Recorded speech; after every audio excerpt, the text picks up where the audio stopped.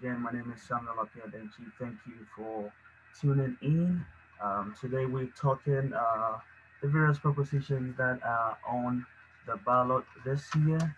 So I have with me here uh, my California Get Ready to Vote packet, and to help me do this breakdown of selected propositions. We're not going to do all of it because of our time.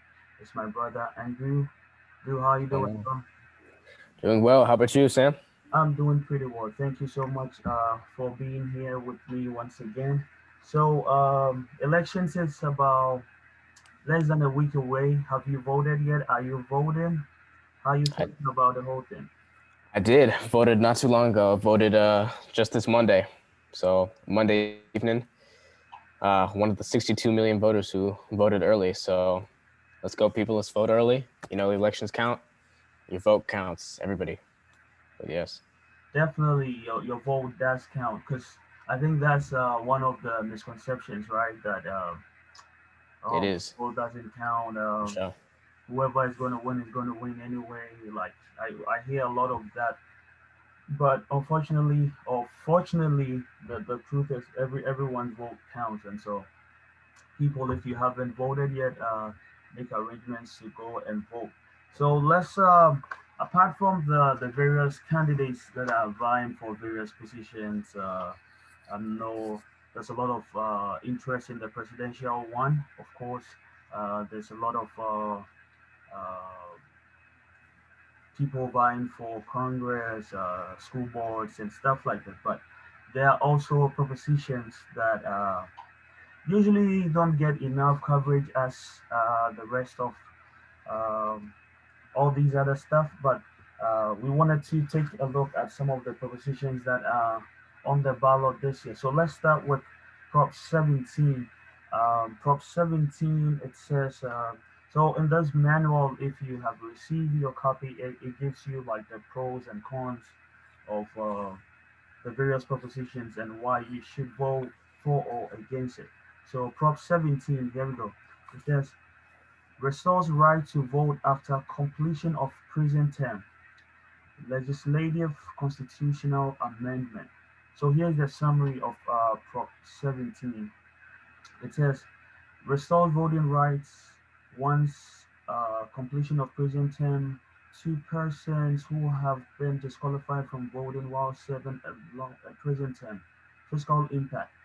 Annual county costs likely in hundreds of thousands of dollars statewide for voter registration and ballot material. One-time state costs likely in the hundreds of thousands of dollars for voter registration cards and systems. And so here are the pros and cons. It says what your vote means. Yes, a yes vote means um, so let me take it again. Yes, a yes vote on this measure means people on the state parole who are U.S. citizens, residents of California, and are at least 18 years of age will be able to vote if they register to vote. And what a no vote means is that people on the state parole who would continue to be unavailable to vote in California. So, Drew, what do you think? Prop 17, people who have served their prison sentences, do you think they should be allowed to vote or not? It's a very controversial topic for sure. Look. Every citizen obviously has a right to vote. That's the number one thing for sure. I think especially in controversial elections such as this one, it's really important to accumulate as many votes as possible. However, yes, during your prison sentence, that's going to put a little bit of a standstill for that. But I do believe that you know, once you have fulfilled your prison term, you should be able to vote. It should be that should be that should be a big option right there. So yes, that is the fiscal impact of that is it's going to be pretty large.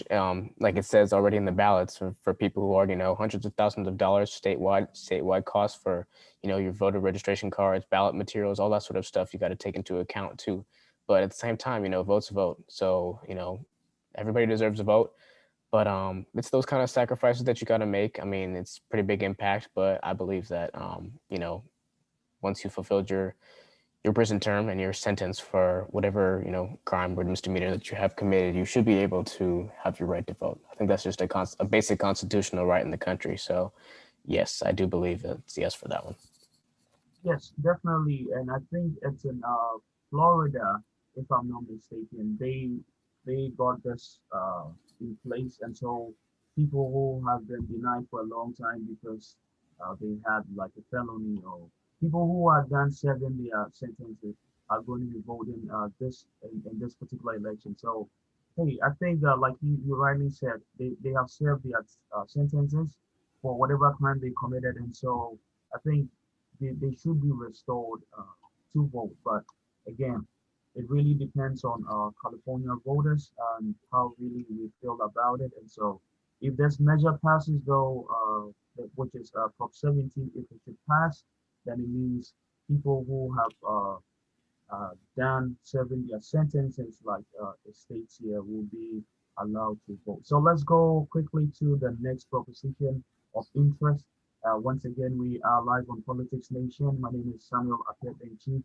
I'm here with my buddy, Mr. Andrew Osten, and we're going through just a few of the propositions that are available to voters this election cycle. We just discussed Prop 17. Now let's do Prop 18. Prop 18, this is what it says. Amends California Constitution to permit 17-year-olds to vote in a primary and special election if they were turned 18 by the next general election and be otherwise eligible to vote. Legislative constitutional amendment. And so here's a summary of what Prop 18 is. It says fiscal impacts increase statewide county costs likely between several hundreds of thousands of dollars and a million every 2 years. Increase one-time cost to the states of hundreds of thousands of dollars. And here's what a yes and no vote means. A yes vote on this measure means eligible 17-year-olds who will be 18 years old by the time of the next general election may vote in the primary election and any special election preceding the general election. A no vote, however, means that no one younger than 18 years of age may vote in any election. So, how do you feel about this one? I mean, if this should pass, anybody who is technically 17, this election cycle would have been allowed to vote because by the next election, there will be what, 2021, right? 2021, I believe. Yeah. 21, 22, yes. So 22. I mean, I really think it's a good thing. I don't know about you. What do you think?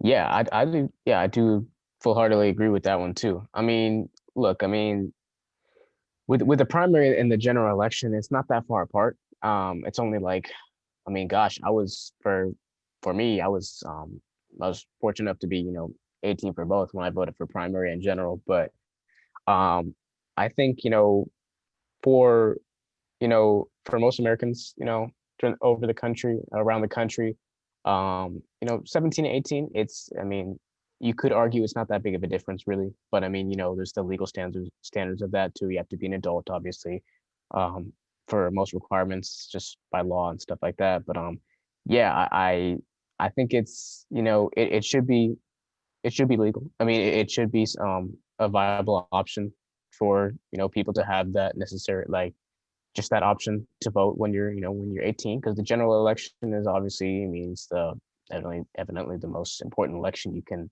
really vote Yeah, for in this case the presidential election. But it's, yeah, I think it's I say a yes for that one for sure.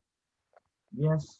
for sure. And so hopefully if Prop 18 should pass, then definitely everyone, pretty much every high school senior for the most part, right? 17 high school senior, right? Yeah, you'd be a high school So senior. yeah, every high school senior in future elections will be allowed to vote at age 17, since they're going to be more than 18 in the next election. So that's a pretty good one.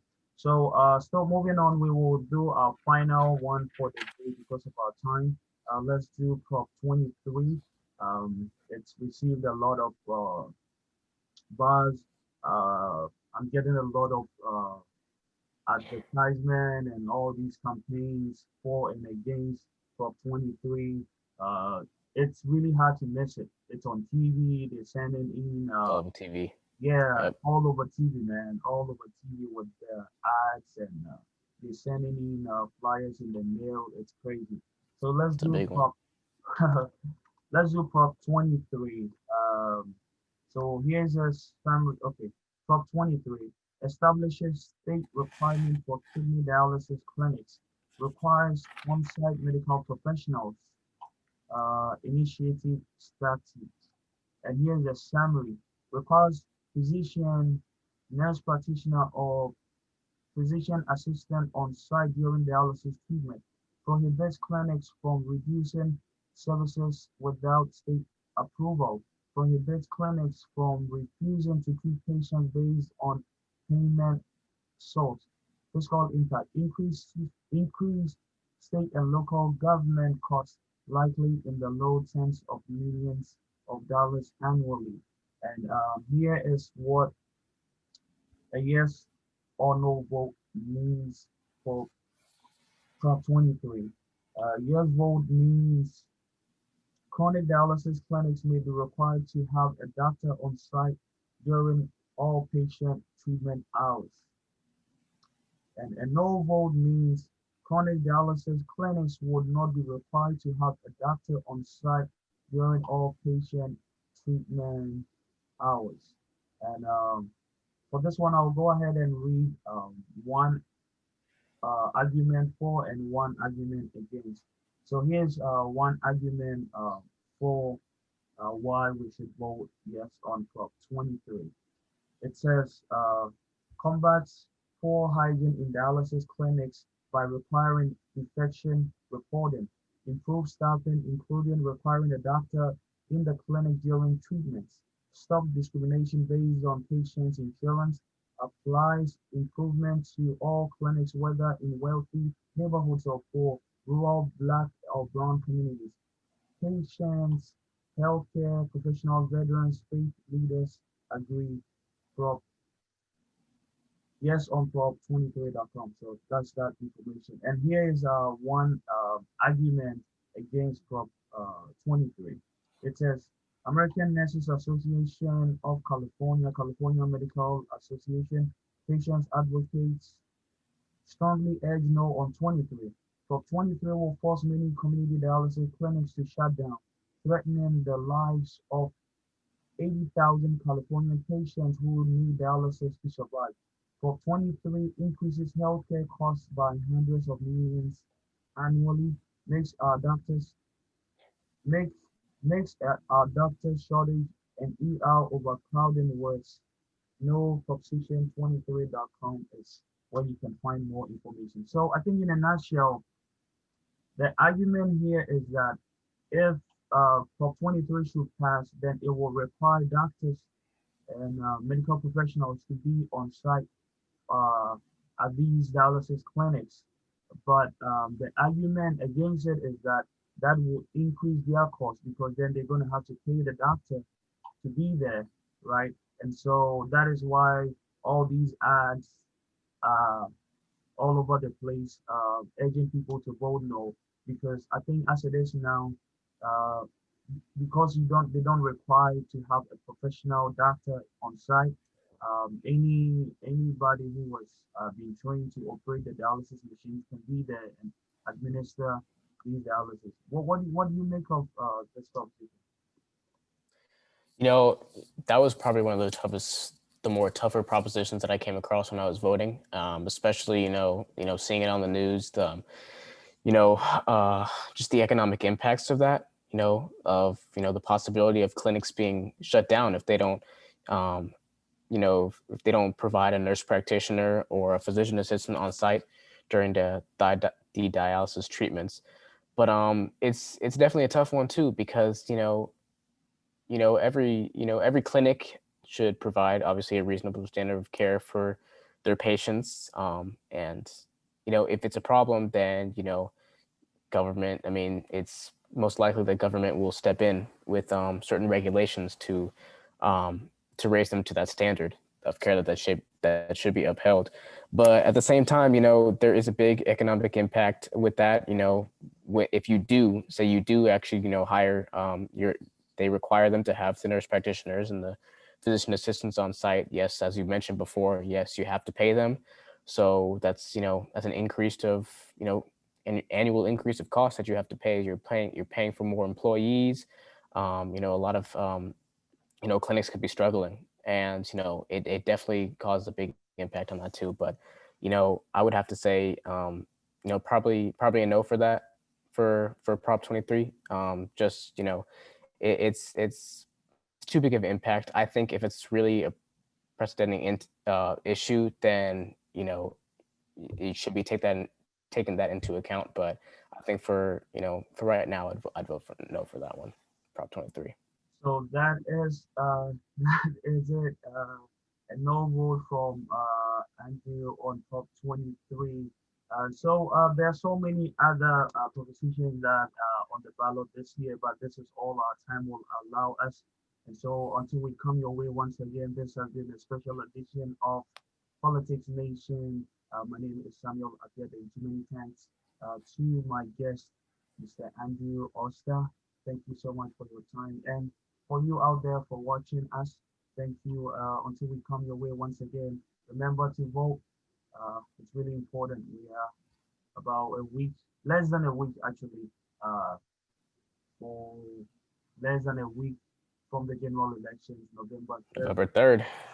Yeah, What's up? Yep, go November. out there and vote. All right, peace out.